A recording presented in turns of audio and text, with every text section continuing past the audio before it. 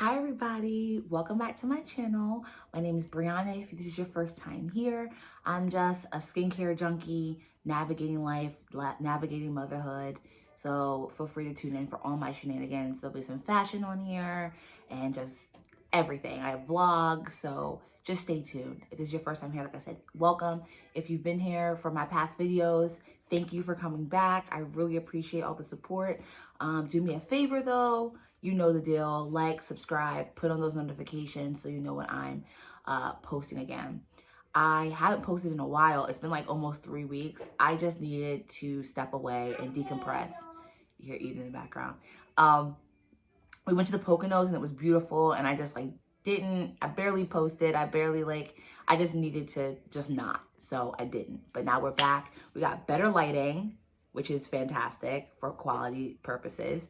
And yeah, so I wanted today to talk about something that I've been wanting to talk about for a while. I actually put something up on my Instagram about it, about like, what have you learned your first year as a mom, or what are some things you wish you would have known before you had your first baby. And that's what I really want to talk about today. I wrote it all down on my laptop so that I wouldn't forget anything. But yeah, that's what I'm going to talk about today. So if that interests you, please stay tuned and we'll get right into it.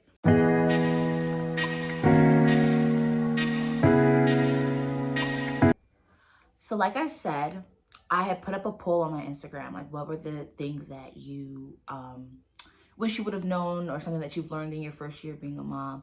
And one of the big things was how common like miscarriages are.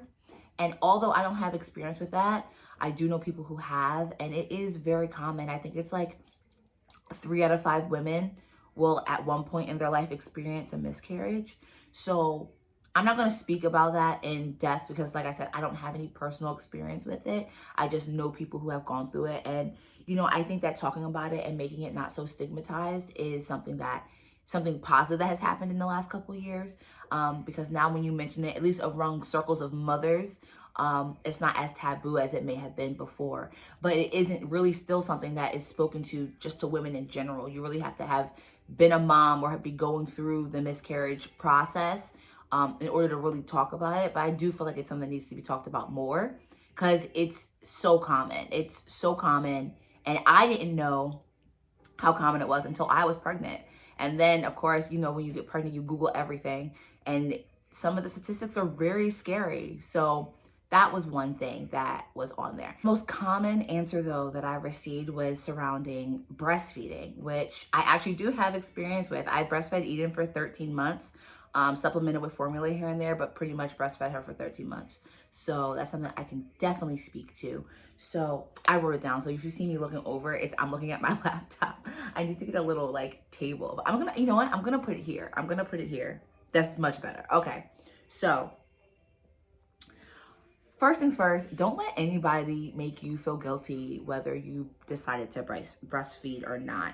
Like I said, personally, for me, I breastfed Eden for 8 months exclusively. Like, she did not have anything else to drink for 8 months. I introduced table food like avocado, pureed things at around 6 months because I wanted to get her used to the feeling of mulling things around in her mouth and swallowing. I read an article, well, I read multiple articles, that the sooner you start them on table food, the less likely they are to choke later on because they're used to chewing, which I thought made perfect sense. So I introduced that. But as far as her everyday things, it was breast milk for the first 8 months. After 8 months, I started to feel myself getting burnt out. So I supplemented with formula. She got breast milk 2 times a day and she got formula 2 times a day. So in the morning, I would breastfeed her. And then mid-morning, she would get formula. And then right before her nap, she would breastfeed again. And then basically dinner or whatever, she would have formula. And then at night to go to sleep, she would breastfeed again, which I feel like was more for comfort and less for nutrition, but it worked for us. And in between there, I would feed her little things like apples, or, you know, something that she could like kind of like applesauce, something she could mull around her mouth. Not really for nutrition, but just to get her used to table food. Now she eats whatever, so it really doesn't matter. So I supplemented with Cabrita, which is a goat milk formula, which what I read was closest to breast milk. It's also a European brand. I decided to go the European route for her formula, even though it is a bit more expensive, because from my research, and again, these are my opinions, from my research, I found that they are much more strict with what goes into the formula than American brands. There are certain chemicals that the UK bans completely that we still allow in our food. And that goes for adult food too, but for formula, they allow certain things that they don't allow certain things that Americans do. And I was reading up on them, and I just wanted to give her the best head start possible. Now, when she eats French fries or whatever now, like, listen, we're going to deal with it. But as far as her first year, I wanted to start her out, with the best possible. So I decided to go that route. I will link the Cabrita. You can get it off of Amazon or Costco. I will link everything in the description box if you want to try it. Let's see. But yeah, I breastfed for a plethora of reasons. One, because I truly believe that breast is best. However, there are extenuating circumstances. I realize that. And if you can't breastfeed your baby, whether it's because you get constant mastitis or your milk didn't come in or your production is low or whatever it may be, do not let anybody make you feel guilty about it. There's so many other ways to go about it. There's milk donation services. If you know somebody who was pregnant around the time you're pregnant and produces a lot like me, I was begging people to take my milk, like begging people. I overproduced and I just had bags on bags on bags on bags on bags, and Eden preferred to be on me. So I just had all these frozen bags. Eventually, excuse me, I have my allergies are going crazy. Eventually she took the bottle and Eric fed her and stuff, but I still had a surplus. So I did end up giving some of mine away. So if you're somebody who can't breastfeed, definitely look into like breastfeeding. I think they're breast milk like banks or something like that. You can Google it, but there are ways to get it. If not, do formula. Like, as long as your doctor says that your baby is healthy, your baby is fed, your baby is your baby, then you're good. So yeah, don't let anybody make you feel guilty, whether you decide to breastfeed or not. So that segues nicely into my next lesson, which is tight schedules. So tight schedules aren't for every kid, and you have to just know your kid. That's basically it. In my situation, Eden is a very easy baby, and I know that in the beginning my mom was like, she needs a schedule, do this at this time every day. That's not me personally, and that's not necessarily Eden either. Some kids thrive on schedules. I have a friend, her kids are on a schedule and it works for them, and they are the cutest, best behaved children I know. They are adorable and they're nice, and that schedule works for them. Up at 8, breakfast at this time, nap at this time. Like, you can track their days by their schedule because they know. Eden, not so much. And that's part of COVID,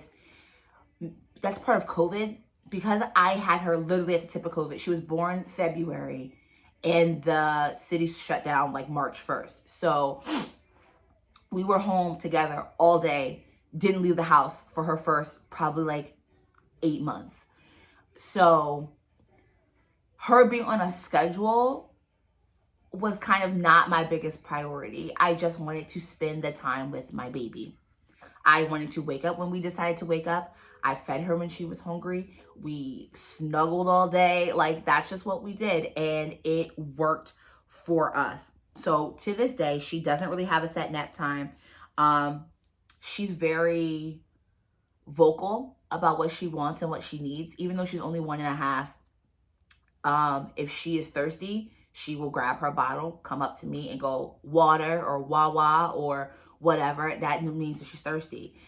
I know that if she starts acting away, she's most likely hungry. If she starts acting another way, she's most likely needs to be changed. So I really go by her cues. And I think that gives her a sense of autonomy over her body, over her time. I don't mind her being so independent. And it's what works for us. So my second lesson is tight schedules aren't for everybody. And I know that our parents, especially like from my mom's generation, like people who were born in the like 60s, 70s, they thrive off of that schedule because that's what they were taught and that's what they felt was right. We're doing things a little differently. We're breaking those generational curses. Not that having a schedule is a curse, but you know what I mean. So just don't let anybody make you feel guilty about how you're raising your kid. I mean, like I said, Eden doesn't have a schedule, but she's the kind of kid that doesn't necessarily need one to thrive. Some kids need to be very regimented, and that works too. So like, whatever works for you. Now that she's getting older though, my only issue is I work from home and it's hard to get her around other kids. When she's around other kids, she's very social, like even around just adults. We went to Wegmans the other day and she spoke to every person that we passed by. Hi, hi, hi, hi. She spoke to the fruit, apple. Like she spoke to everyone. She's very social. And when we're around other kids, she's social. It's just that she's not around them a lot. She's maybe around kids on a good week is once a week. The rest of the time she's with me. She's with my mom, with my grandmother, with Eric. So that's the only thing that we're working on now. I'm looking into daycares and stuff, maybe just like a half a day, twice a week, something like that. But it's mad expensive. So sis gonna have to do Montessori at home because the prices are wild out here. They're wild. But she's my little peacock, you know, gotta let her fly. So again, schedules, not for everybody. My third lesson, again, kind of segues is, it's just like any advice you get, just take it with a grain of salt. It basically means that most of the time that people mean well and they're going to tell you what worked for them. And the best thing for you to probably do, which is what I did, I listened to people, I watched YouTube videos, I read certain articles, and I just picked and chose from each and everything, like what kind of things I wanted to implement when I was dealing with Eden. So if I read an article that's about baby-led weaning, I thought, okay, cool. That's something that I want to try. But something about, I don't know, something else, I was like, nah, I'm not doing that. You have to pick and choose and see what fits into your life and see what works for your baby. Because even though your baby is, you know, a little loaf of bread, eventually that baby turns into a toddler who has a personality, who has wants and needs. And with Eden, she likes to feel like she gets to choose. So I am constantly asking her when it comes to things that she can choose. What do you want to do today? Do you want, when we're in the car, what toy do you want? Do you want Bun Bun, which is her bunny? Do you want to play with your balls? Do you want blocks? Do you want, like, I'm constantly asking her, what do you want for lunch today? Do you want nuggets? Do you want, I don't know, broccoli, whatever it is. And I think that's helped her with her language too, because I'm always talking to her and I'm always asking her and she responds and likes. So it works for us. So whether it's about breastfeeding, I know with me, certain things that my mom told me, I definitely took. But other things I was just like, listen, I'm not doing that. Like, you did that and that's cool. And I thank you. And I'm here and I'm healthy and I'm a well-adjusted human. But I'm not doing that. And I think sometimes it's hard for our mothers to not view us as their baby, but view us as a woman who also has a child that she's trying to raise. And I think that with my mom, there's definitely a struggle with her kind of compartmentalizing, like respecting me as a mother, but also like I'm her child. So sometimes we butt heads, but she's the best and she loves Eden to death. So I can't ask for more. But yeah, you know, pick and choose, take everything that everybody tells you with a grain of salt and you'll be okay. So let's see. My fourth lesson. All right, so this is something a little bit lighter, but important, you know. Before you go and register or buy the cutest, latest stroller, please go to an actual store and test drive that, John, because you will think that it's the one you want because it's adorable or it's in your budget or whatever. And you're going to go and start pushing it and realize that you hate it. Case in point was me. Okay, so I wanted the Duna so bad. It was, and if you don't know what a Duna is, it is a stroller that like clicks down into a car seat. Like it's not two separate pieces. It's just one piece and you click the car seat into the car and you take it out and you and you're on your way. And I just thought that it was genius, which it is. It's a great product if it works for you.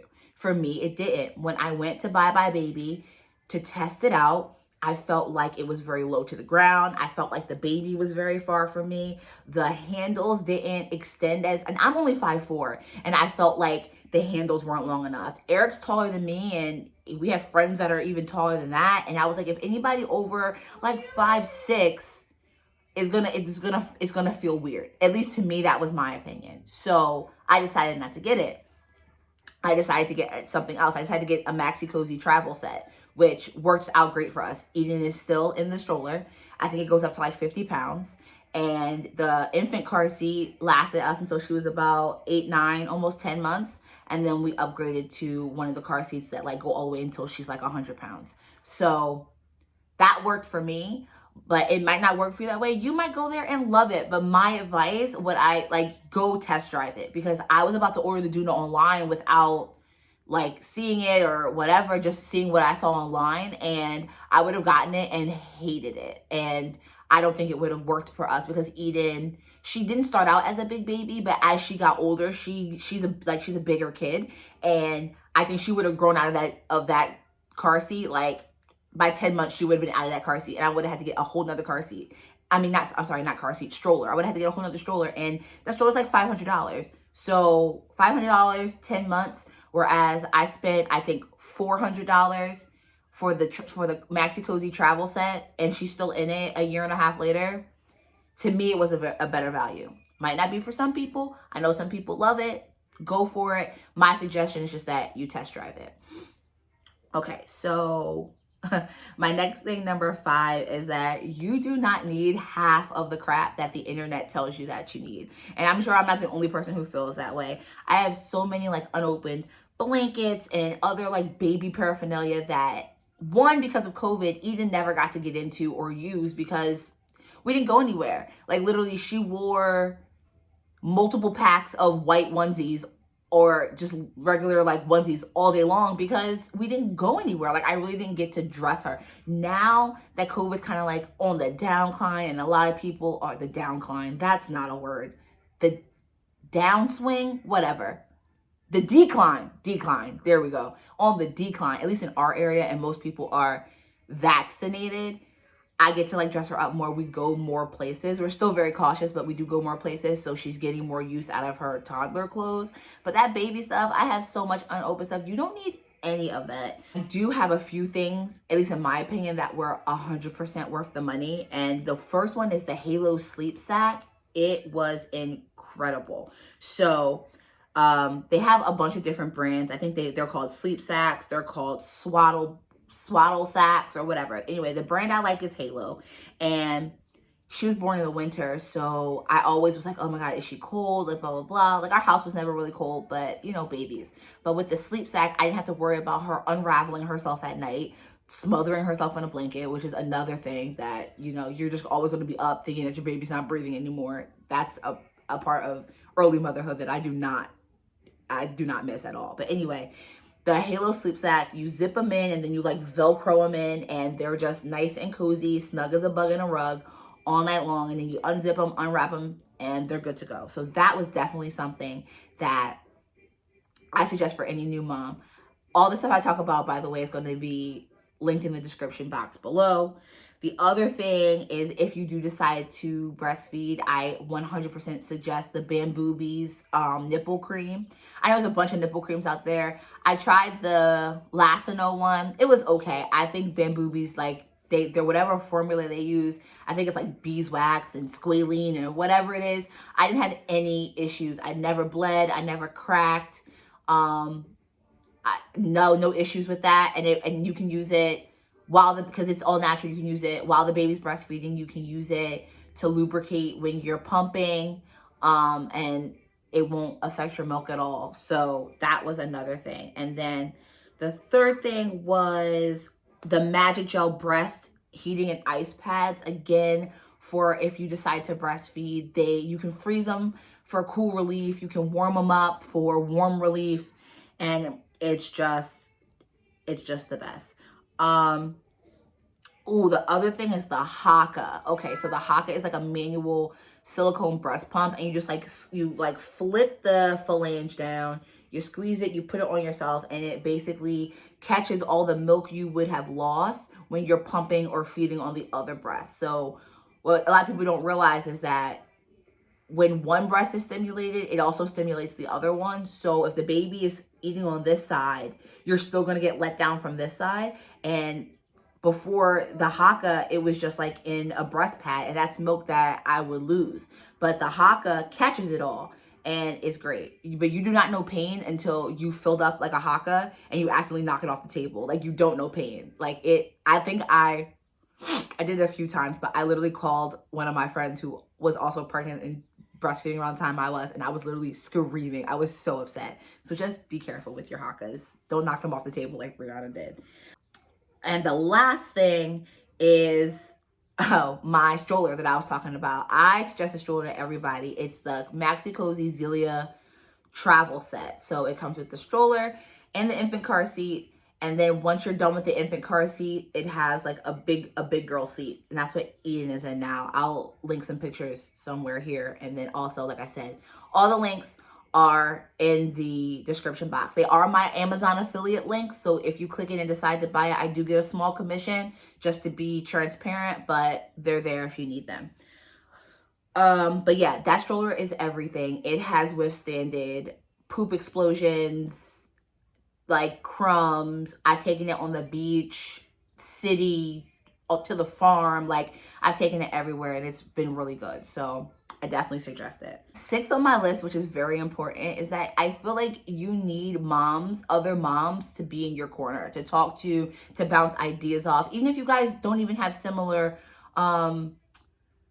what am I trying to say? Like, raising styles. Like, even if your parenting styles, if your parenting styles are different, there are still universal things that we all kind of have to go through, that I feel like it's very important to have mom friends. Me personally, one of my really good friends was pregnant at the exact same time I was. Her baby was born 4 weeks before Eden. So they're very close together in age. And she had also had 2 more before that. So she was a pro. I had other friends who had kids and got pregnant like in the middle of my pregnancy. And, you know, there was just a lot of support that I personally had. But if you're somebody who doesn't have a lot of friends, or doesn't have any friends who are moms, or, you know, whatever, there are a few apps that I downloaded that kind of put you in contact with like a mom circle that are all pregnant and giving birth around the time that you are. It's called Baby Center. Baby Center is the app, and it's great because it tracks your baby's growth. You can enter, you know, your last doctor's appointment information and everything. And then there's also a message board where moms are asking questions and answering questions. And 9 times out of 10, it can get a little snarky on there sometimes because, you know, humans. But most of the time, you're going to get really great, insightful answers from people who are going through what you're going through. So I suggest that app tremendously. Like, it was great. Okay, so my 7th realization, or something I wish I would have known, or that I've learned, whatever, is that postpartum is not a joke. Now, there's the postpartum, I guess you want to call it regular postpartum, or baby blues. Then there's postpartum depression. Then there's postpartum psychosis. So there's like a scale, or a spectrum rather. I didn't have postpartum depression or postpartum psychosis. I feel like with me, I went through just a little bit of the baby blues, and it wasn't anything that I couldn't shake myself out of. I just felt that in the beginning, you know, I didn't feel like I had control over my own body. Your baby's on you 24/7, and then you're also trying to be a wife, and with that comes other duties. And, you know, me personally, I just leaned into being just like the spit covered monster that I was, and just was like, listen, I need a break. And my husband was really good with stepping up in that manner. But I did go through a point where I stopped caring about being cute. Like, my hair was whatever, my face looked whatever. I just was covered in pee and poop and spit up at all times. And the people around me were just gonna have to deal with it. But eventually I shook it off, and this is how I am now. I know you're like, girl, take that head wrap off. But listen, my hair, I'm growing it out. So you guys don't get these head wraps until the foreseeable future. Just FYI. I really didn't start feeling like myself again until she turned about 1. It took a whole year to really like kind of shake that off. Like I said, I wouldn't classify it as depression. I wasn't depressed. I wasn't unable to get out of bed. I just didn't feel like me. I just didn't care about being cute. I didn't care about anything other than my baby. I really didn't care. And I felt like I kind of lost the Brianna that I used to be. Now I feel like she's back with some tweaks. You know, she's still a mom, but she's still hot girl summer. So I feel like I'm back now, but it can take up to a year, especially if you're breastfeeding. I feel like I didn't start feeling like myself until after I weaned her. Once I weaned her, I was like, oh, like, we back. But when I was breastfeeding, I don't know if it's the hormones or whatever, I was just like, listen, if your name ain't Eden or Eric, I don't care. Don't talk to me. Don't look at me. Like, I'm not here. I'm not here. Don't talk to me. But now we're good. So I guess the biggest lesson I learned was just that it takes time. Like, it definitely takes time to feel like you again. And that's how, I don't know how people be having babies back to back. Like, you be pregnant, have your baby's a year, you get pregnant again. Like, power to you. Couldn't be me. Could not be your girl. Because I just started to feel good again. And then to be pregnant again, nah, not me. Couldn't be me. But to the people that do, it looks good on you. You look good. All right. So next, excuse my sniffles. Like, these allergies are killing me. Okay, so my 8th thing, and it's not something I learned. Well, yeah, I guess I did learn it, but just to be open and honest with your doctor. And if your doctor is not listening to you, get a new doctor. Me personally, I had an amazing doctor. I went out of my way when I first found out I was pregnant to get a doctor of color. My doctor, I believe, was Afro-Latina. She had a Latino last name, but she looked black. So I'm gonna assume she was Afro-Latina. Either that or her husband was Latin. Either way, that's my girl. Dr. Villanueva, hey girl. She's great. She was absolutely amazing. Any concerns I had, she kept my weight on track. I didn't gain too much with Eden. The fact that I don't take blood, she was very good about it and put me on iron right away. So that way, if anything did happen, my blood levels would be elevated and keep me from getting a transfusion and all of that. Like, she was very good with my beliefs and what I asked her for. She answered every question I had. I got multiple ultrasounds, and I didn't realize that a lot of people only get ultrasounds like in the beginning, in the middle, and at the end. I was getting an ultrasound like probably every other visit. I got an ultrasound, and I personally was okay with that because I got to see my baby way more than most people. So I think also that's because they had ultrasound equipment in office. A lot of times the doctors don't have the equipment in office and they send you to an imaging place. So that might also be why people don't get them as much. My office, they had them in office and they were giving them out like candy. So I took them. Do you want an ultrasound? Yes. Do you want to see your baby? Yes. All the time? Yes. I got a 3D ultrasound, I want to say my last visit before I had Eden, and she was so cute, her little lips. But yeah, that was good. But I also have a friend who literally switched doctors at, I want to say 34, 36 weeks, because these doctors, and I don't want to get all preachy, but when it comes to being a Black woman, some of these doctors, they do not care. And I feel like sometimes it's just being a woman in general. Like, sir, if you do not feel like a woman coming to you and telling you something is wrong, like you're going to believe them, do not get into fetal maternal medicine. Like, go operate on a heart. Go into endocrinology. Like, there are so many other things you can do. Go do that, because if you're not going to listen to the person who's carrying the child, then what are you even here for?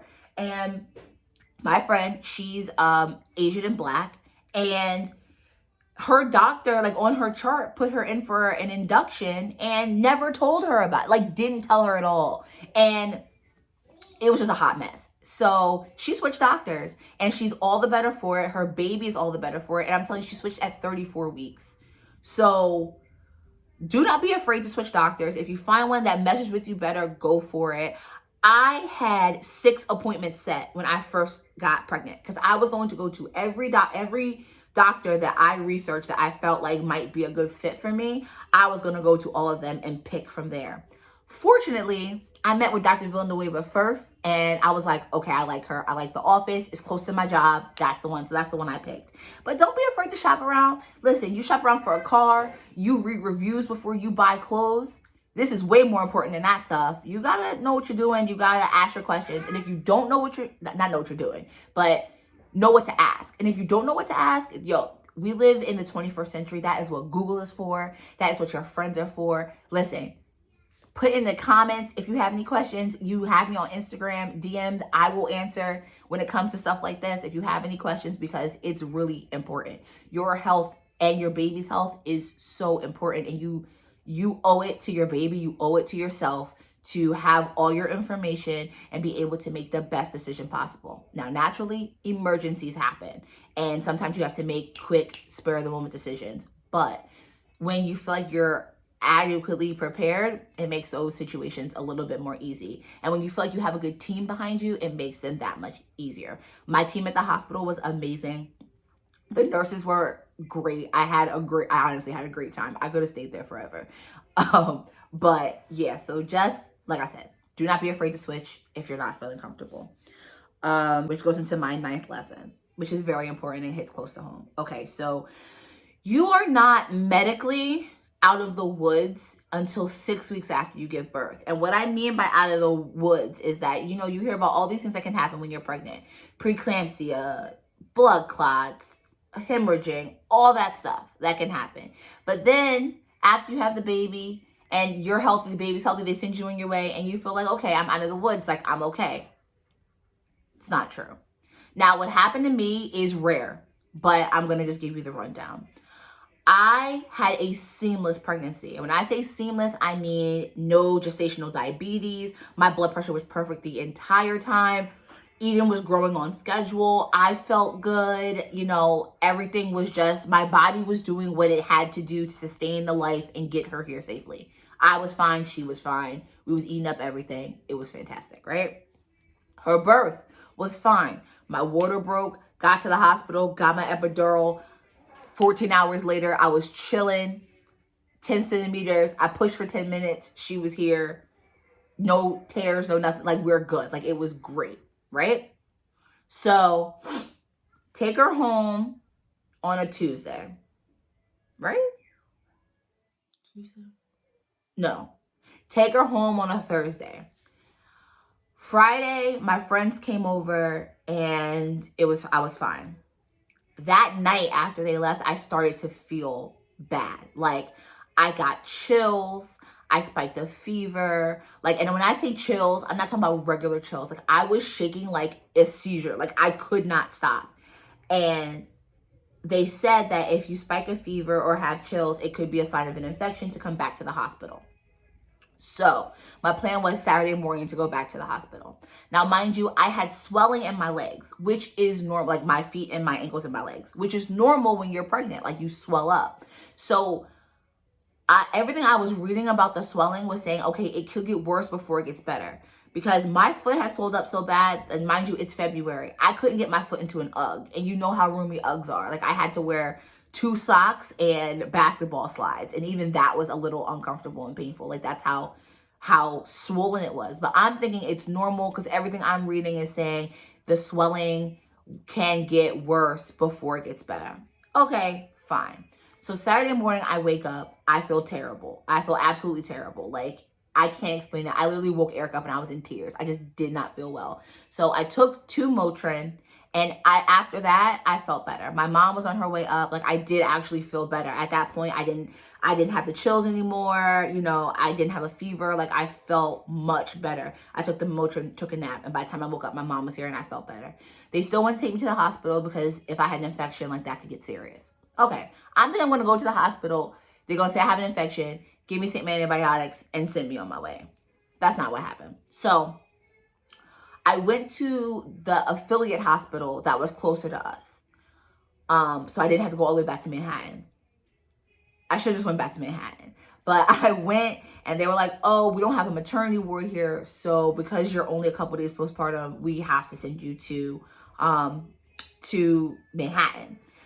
But they took my blood pressure and it was elevated. Now, mind you, I'm a 120/80 girl. Sometimes less than that. Like my blood pressure does not spike. It was like 158 over like, I don't know, like 98. It was high for me.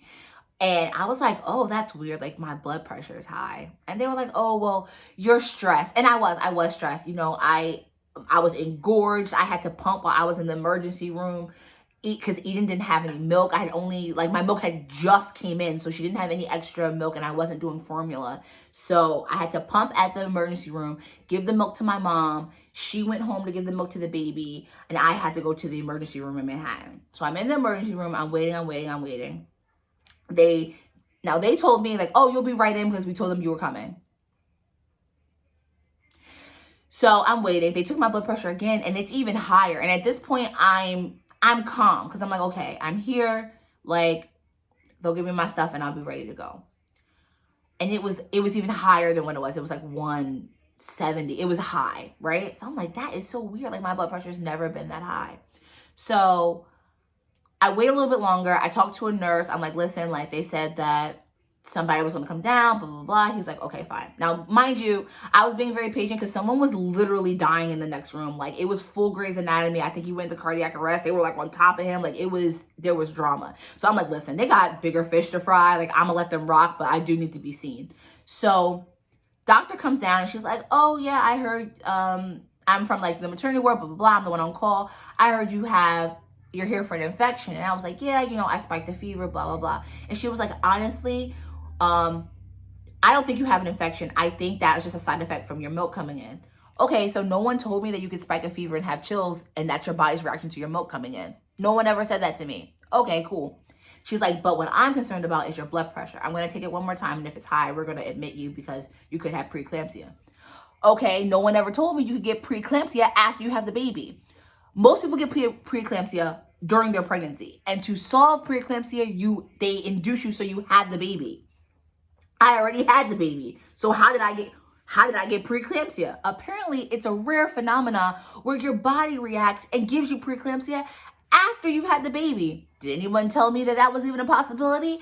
Absolutely not. I had no idea.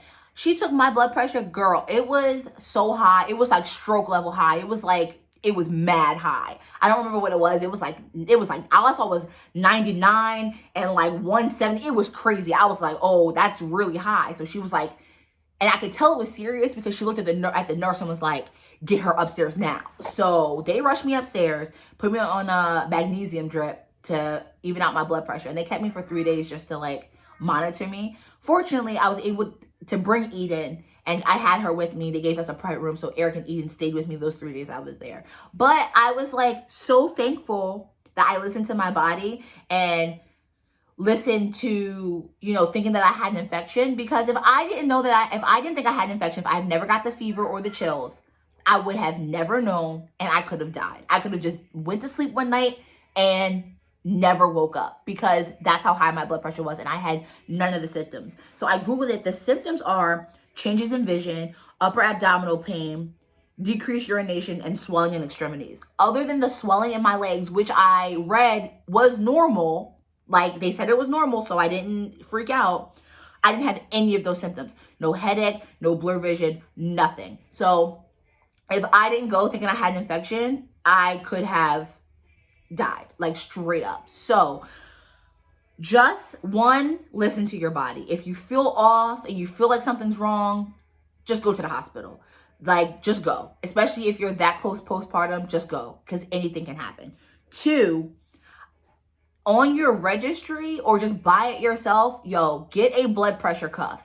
It's cheap. They have one for as low as $20, and it can save your life. Like, it can save your life. Please, please get one. Even if you don't have a history of high blood pressure, get one. Please, please get one. So my 10th and final lesson is that to accept the help when it's offered. If you have the privilege to have family and friends around you who offer help and who want to help you out, take the help. We feel as moms that we have to do everything for our kids because we do everything for them. But when it comes to certain things, sometimes you need a break. You need to do you. Go get your nails done. Go get your hair done. Go do whatever. Like, you need it. So don't be afraid to accept the help, whether grandma wants to babysit or maybe your close friend decides they want to keep the baby for a day. And I know a lot of people have like, you know, they're wary about leaving their kid with people. I get it. But, you know, you want to be safe. But if you have people that you trust that can help you and they're offering, especially if they're offering. A lot of people, like, if it's not offered, you won't ask. But if it's offered, take it. And people who don't have kids or you have the time, offer. Like, don't wait for them to ask you, because a new mom is never going to ask you unless it's like real serious. So offer and you'll be surprised. They might say yes. I mean, they should say yes. I said yes. So y'all want to come babysit Eden? Hit up in the DMs, because you can have her. You can have her. But that is it. Those are my 10 lessons / things I wish I knew / birth stories / I was in the hospital for 3 extra days video. I hope you enjoyed it. I actually had a good time talking about this. Gave me some memories, and if my story can help anybody, that's why I'm telling it. So again, I'm really thankful for all the support I've been getting. Like and subscribe. Share this video with your new mom friends. Again, if you have any questions or want to share your experience with me or whatever, hit me up in the DMs. I am usually good with answering them. Sometimes they go to that like weird DMs. If you're like not already one of my followers or I don't follow you, it goes to that weird DM section where like the randos live. I try to check that at least once a week, because I know sometimes like I'll miss stuff from well-meaning people. A lot of times just like, you know, hey girl, you want some earrings? Just pay $30 and shipping and handling and post this on your page, and then we'll give you a discount for blah, blah, like whatever. Like I'm not answering y'all. Like I'm not. So if you're not one of those people, hit me up and I'll be sure to get back to you. At least give me a week just in case it goes to that other section. If it's in my regular inbox, it'll probably be like a few hours, but it could even be immediately because your girl's always on her phone. But yeah, that's it. So I will see you guys later, probably in the same outfit, hopefully, because my box is coming and I'm going to do an unboxing and it's going to be so great. I'm so excited. So I will see you guys later. Have a great day. Bye.